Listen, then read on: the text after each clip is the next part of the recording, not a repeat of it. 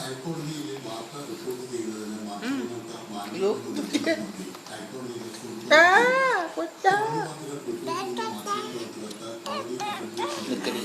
നിയമനിലവും പ്രവൃത്തിപരിചയം ഉണ്ടായിരിക്കണമെന്നും കോടതി നിർദ്ദേശിച്ചു.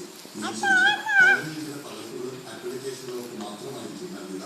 ഇതിന് സമാനമായ മാനദണ്ഡങ്ങളാണ് സുപ്രീം കോടതിയിൽ നിലവിലുള്ളത്.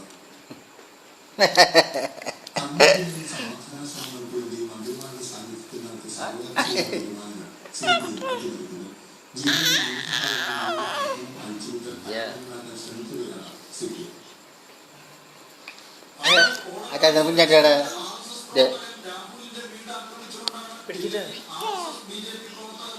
സിപിഎം. വീണ്ടും ആക്രമണങ്ങൾക്ക് തുടക്കമിട്ടു. വീടിന്റെ സമീപത്തുള്ള ഷെഡ് തീവച്ച് നശിപ്പിച്ചു. തീ പടർന്ന് വീടിന്റെ ജനച്ചിറ്റുകളും തല്ലി തകർത്തു. 1987 സിപിഎമ്മുകാർ കൊലപ്പെടുത്തിയ പയ്യന്നൂർ കുഞ്ചക്കാടിലെ ടി.പി. ദാമോദരന്റെ സ്മൃതി കുടീരത്തിന് സമീപത്തു നിന്ന് ബോംബ് കണ്ടെത്തി.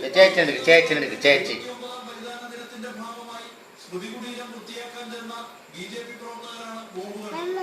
ബലിദാന ദിനത്തിൽ പുഷ്പാർച്ചന നടത്താനെത്തുന്ന പ്രവർത്തകരെ അപായപ്പെടുത്താൻ ഉദ്ദേശിച്ചാണ് സിപിഎം